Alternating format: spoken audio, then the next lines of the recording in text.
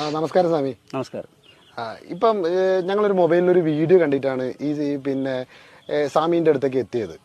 അതായത് പിന്നെ സ്വാമി ഞാനാണ് പത്മനാഭ ക്ഷേത്രത്തിലെ മൂർത്തി എന്നൊക്കെ പറഞ്ഞിട്ട് സത്യത്തിൽ ഒറ്റ ചോദ്യം എനിക്കുള്ളൂ, ആരാണ് സ്വാമി?